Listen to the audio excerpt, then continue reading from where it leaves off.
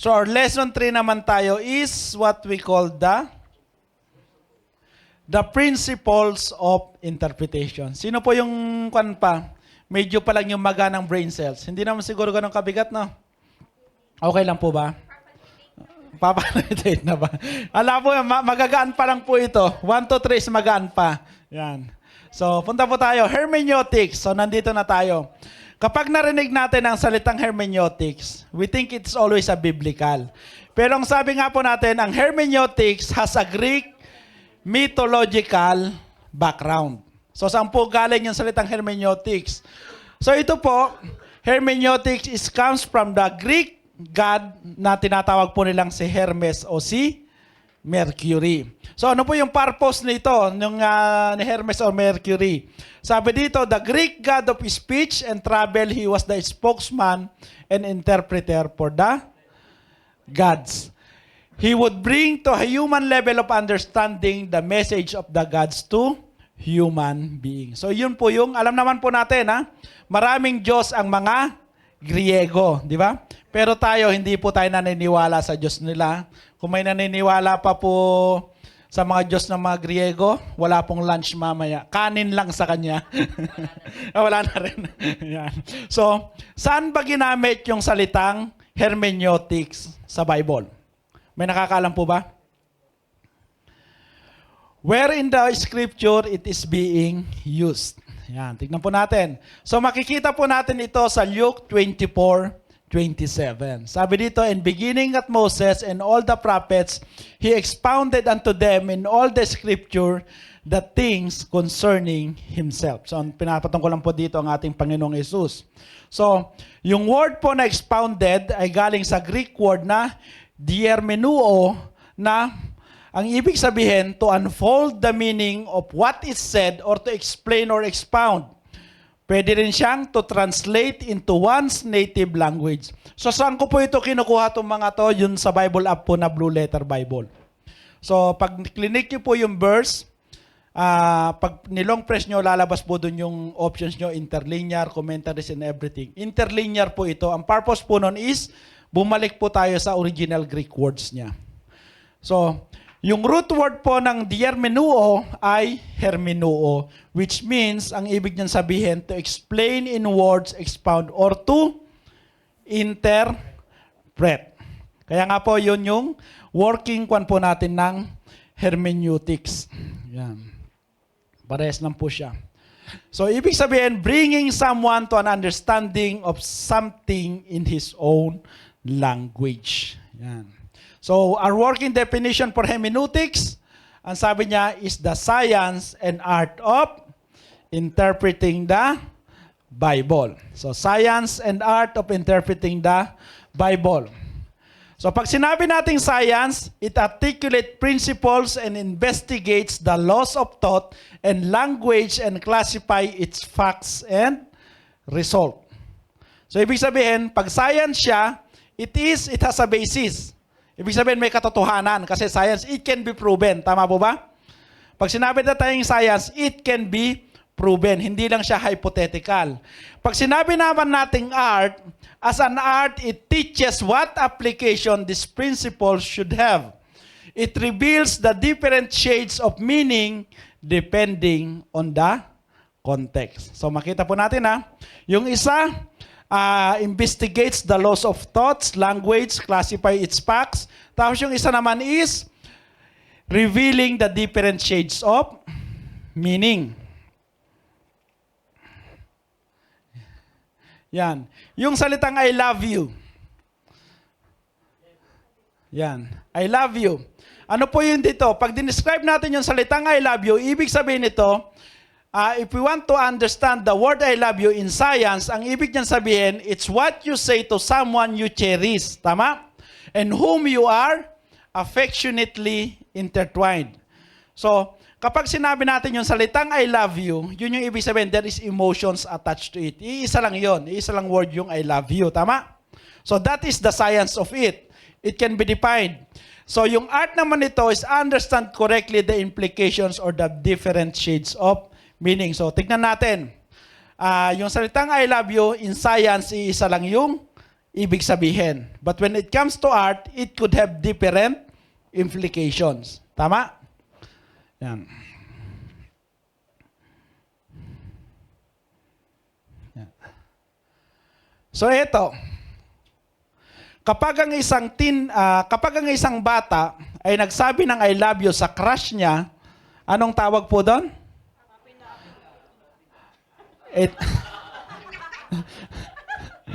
Mukhang may mga puppy love to. Lakas makareact eh.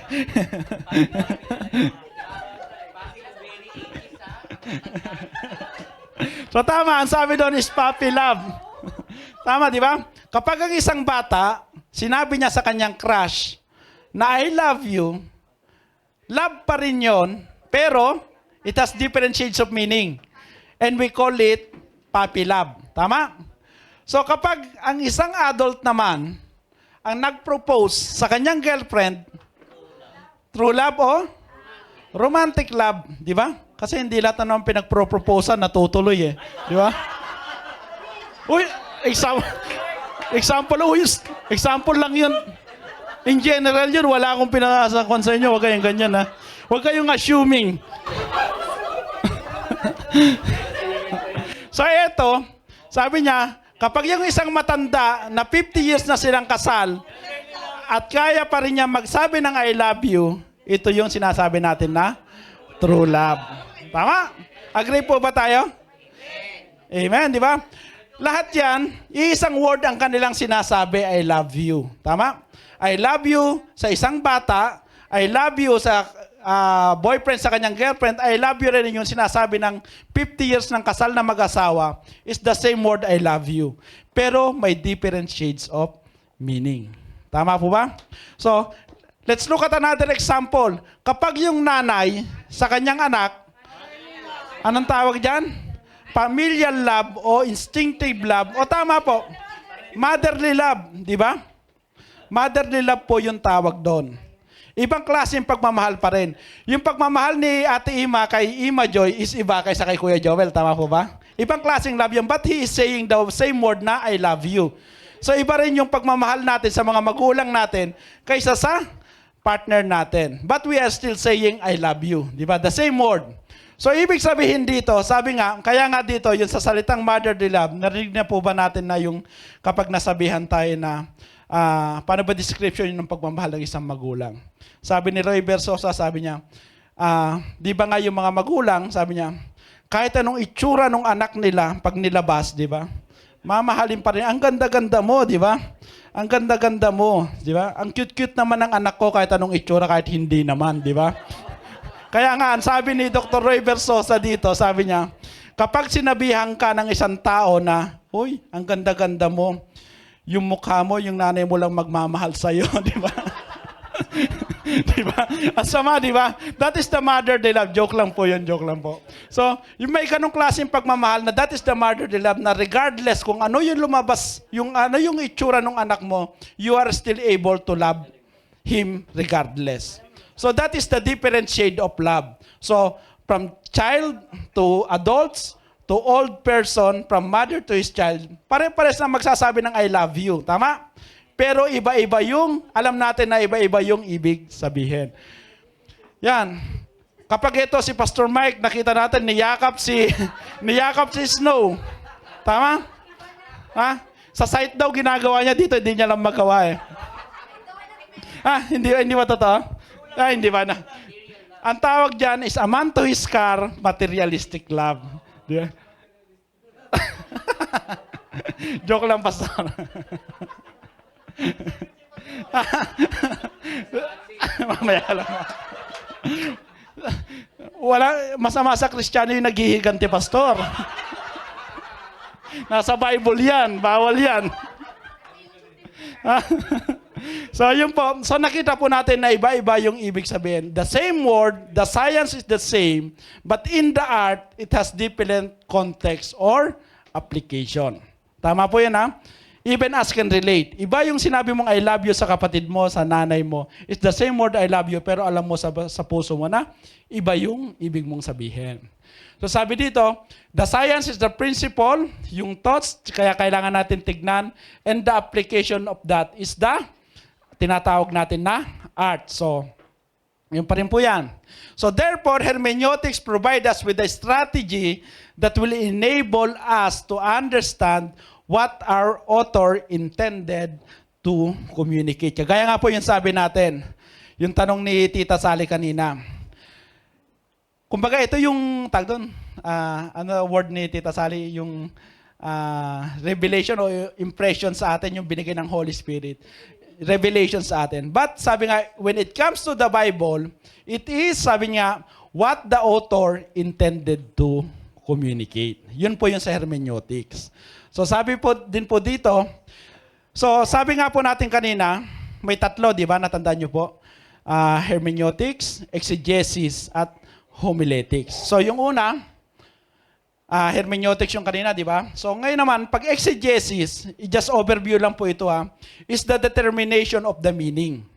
So kung yung hermeneutic is the strategy, yung exegesis naman is determination of the meaning of the biblical text in its historical and literary context. So when it comes to biblical applications with these two, hermeneutics is the principle applied to the Bible, and the exegesis is the result of your application of the principles.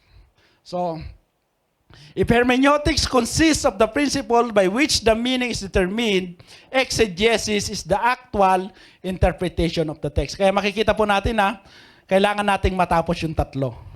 So, hopefully, kapag nag-proceed tayo sa exegesis, same pa rin o mas magandang same pa rin. Ay, pero hindi na pala.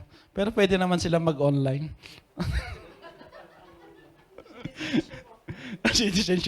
So, exposition naman po ito. Ito na yung homiletics. Exposition is the communication of the meaning text with its relevance to present-day hearers. Yan. So, yung application niya, hermeneutics, to exegesis, to exposition. So, this is hermeneutics, is understanding the set of principles, apply it to the Bible, you will take the meaning and applying the principles, at ang magiging result po dito, this is now ang aim po natin when we sharing the meaning during the worship service or Bible studies. So, ito po yung tatlo na magagamit natin when we are sharing. It's not just hermeneutics, but at least now, we lay down the foundation. So, hermeneutics, exegesis, and exposition. So, meron din tayong tinatawag na there is two types of exposition. May dalawang types po ng exposition One is homiletics. Ano yung pagkakaiba niya? Homiletics is the science and art by which the meaning and the relevance of that biblical text are communicated in a preaching situation. So pag preaching situation, di ba? Kapag on the pulpit, during Friday, ano pong tawag doon? Homiletics. Homiletics, tama? Yung pangalawa is pedagogy. Tama ba pronunciation ko, Pastor? Pedagogy. Ayan. I'm sorry, my English is poor. He has no work right now. Pedagogy. Yan. Is the science and art by which the meaning and relevance of the biblical text are communicated in a teaching situation. So ngayon, ang ginagawa po natin is pedagogy. Yan. Pero pag during Friday, that is homiletics. Yan. Ano pa? So, para may explain pa ito, itong tatlo na to, yan. For us to easily understand, so, hatiin natin sa tatlo. So, hermeneutics is the principles. Exegesis is the practice. Exposition is the preaching. It's either in the pulpit or in the teaching. Pangalawa, pwede rin nating sabihin that hermeneutics is the theory. Exegesis is the actual task. And exposition is the transmission. Yung itinuturo mo na, inire-relate na natin. Tama po ba? Amen. So, in a simpler term, sabi nga, common man's o layman terms, pwede nating sabihin na ang hermeneutics is the recipe. The exegesis is the baking. And the exposition is the serving. Amen po ba? So pare-pares lang yan. So for us to easier to understand, we will use the example of recipe. Ngayon, sabi nga po dito, when you have the recipe, may lumulusog ba dahil lang sa recipe? Oo. Tama? Tama. You only have the recipe. Walang epekto sa iyo yun kung hindi mo siya iluluto. So wala nang silbi yun sa iba kung yung niluto mo ay hindi mo ipapakain. Ikaw lang ang tataba doon kapag sinarili mo lahat. You are selfish. So, kaya nga po yung sabi natin, when you have the recipe now, then you do the baking and also the serving. So, andito pa lang po tayo sa phase 1, which is the recipe. So, if you know the recipe, magiging tama yung magiging tama yung ng condiments and everything. Then, when you do the baking, you will have a good result. Tama po ba? At yung good result na yon, once you serve, di ba, mabubusog o may enjoy nung pagseserban mo. Kaya hermeneutics is very important. Pero ngayon sabi natin na ilang taon na kami nagpapastor nila Pastor Mike, dito kami agad sa exposition. So meron palang hermeneutics. But sabi nga, we study naman. So we do not take teaching and preaching the word lightly. So gutom na po ba? Ha? Yan. Konti lang naman po ito. Malapit na tayong matapos. Mag-diet.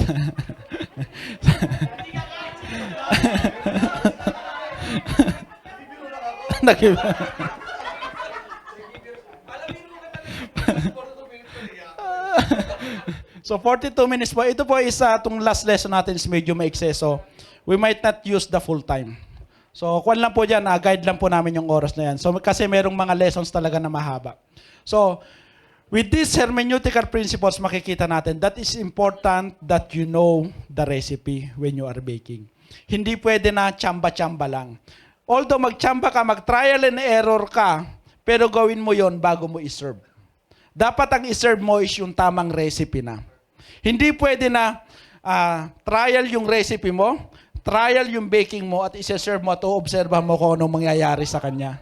Hindi po pwede yon, di ba? Nag-bake ka, tapos titignan mo, uy, kumusta yung kinain mo? Anong nangyari sa'yo? Hindi ka ba na-CR nung kinain mo, di ba? Hindi po pwede yung ganon. So when it comes to the recipe, you need to have the right recipe so that when you bake and when you serve the right way o yung the right food. Amen? So, hindi rin pwede na alam mo yung recipe, kikimkimin mo lang. So, you need to share. Ito po yung purpose ng hermeneutics. So, when you know the recipe, you do the baking, you do the serving. Hindi lang ikaw yung nagbe-benefit, kundi yung mga isa-serve at nakikinig din. Amen po ba? Amen. Po? Hindi nag-share ng recipe. baka hindi, karaniwan sabi, let's look at it na, yung iba, natatakot pa mag-share kasi hindi pa nila alam yung recipe. Hindi nila alam na kung yung recipe nila is tama. At hindi rin sila sure kung yung lasa ba is patok din sa, yan, yun po siya.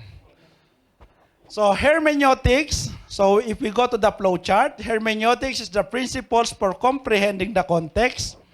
Exegesis, the task of comprehending the context. Exposition is communicating the context. Ito po yung serving. And then in exposition, meron tayong dalawa, which is the homiletics and pedagogy. So dito, ang aim po natin, why we do the hermeneutics, exegesis, exposition, is to, ito po yung sinasabi natin, edification. Kaya nga po, yung tanong ni Tita Sally kanina, wag po natin gamitin yung pulpit para sermonan yung taong nagagalit tayo. The pulpit is sacred, kaya dapat gamitin po natin ng tama. Kung galit ka sa, halimbawa, na-assign kang preacher at galit ka sa isang tao, wag mong gamitin yung pulpito. Mali po yon. Because the purpose of all of this is to edify. Edify po yung bawat isa. Ma-encourage yung bawat isa in delivering the Word of God. Amen po ba? Amen. Magwa 1 o'clock na. Sige po, malapit na po tayong matapos. Yan. I think this will be the last slides. Second to the last slides na ba ako? Yan. So, yun lang din po. So, just a reminder for us, tandaan po natin, if the recipe, ito yung tanong ngayon, what if the recipe is wrong? Tama po? Pwedeng mali yung recipe mo eh. So, what if the recipe is wrong? If the recipe is wrong, definitely the baking is wrong at yung isa-serve mo is wrong. So, ibig sabihin, sa halip na edification, ito po yung term na ginamit.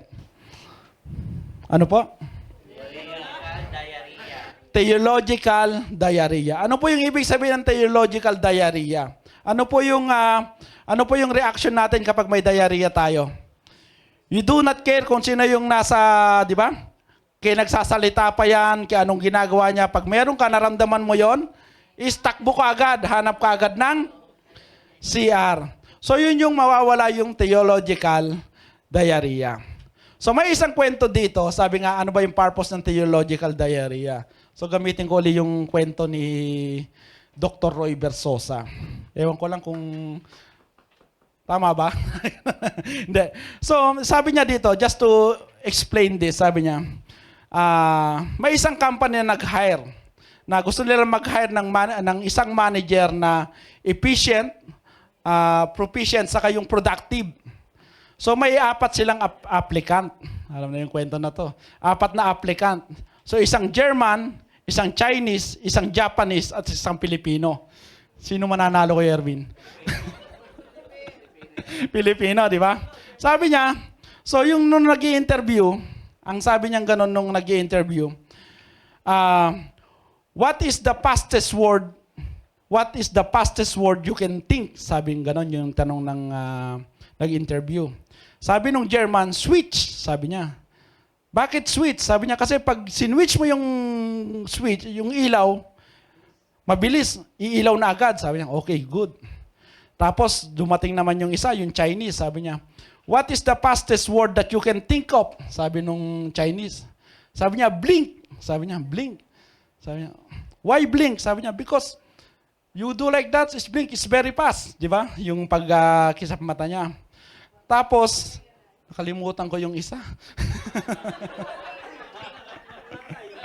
Tapos yung isa sabi niya, yung sabi ng Japanese, what is the fastest word you can think? Sabi niya, it's think, sabi niya, yung mag-isip daw. Bakit? Sabi niya, kasi kapag inisip ko, andyan na agad, sabi niya. Wow, good, very good. Sabi niya, di punta na sila. Di ngayon, pang-4 na, sino na? Sabi ng Pilipino ngayon, sabi niya, what is the fastest word you can think? Sabi niya, diarrhea, sir. Sabi niya, bakit diarrhea? Sir, before I can switch the light, before I can think, before I can blink, lumabas na.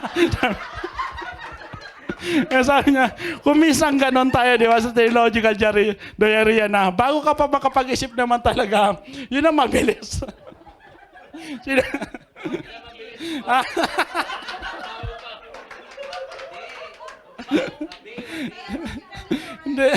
Hindi, joke lang. Basta Pilipino talaga, panalo agad yan.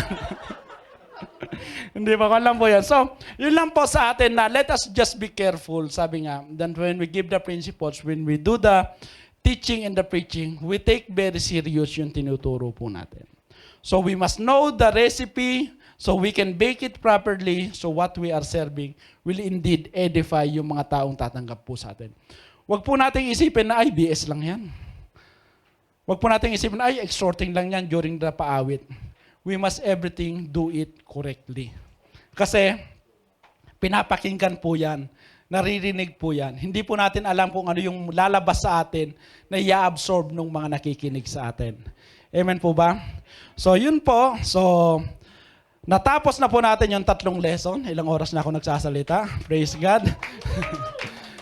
Praise God po. At wala pa ako nakitang inantok. Pero may nabusog si Kuya Jojo.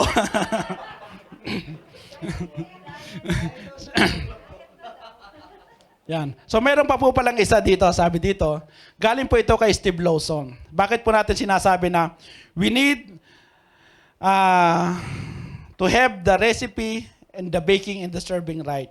Ito totoo po yung sasabi niya. The most strategic influence is in the church is the pulpit. As the pulpit goes, eventually the church goes. And so to secure the pulpit is to secure the strongest influence that can be in the life of church. Sabi niya dito, until preaching is what it should be, worship will always be less than what it should be.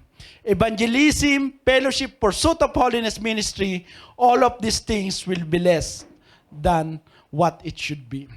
When the church is weak, we want the church to be strong. We want the church to be Christ-like and godly. At sabi niyan, so therefore, it's of necessity that the pulpit be what God desires it to be. Amen po ba? Amen. Sige po.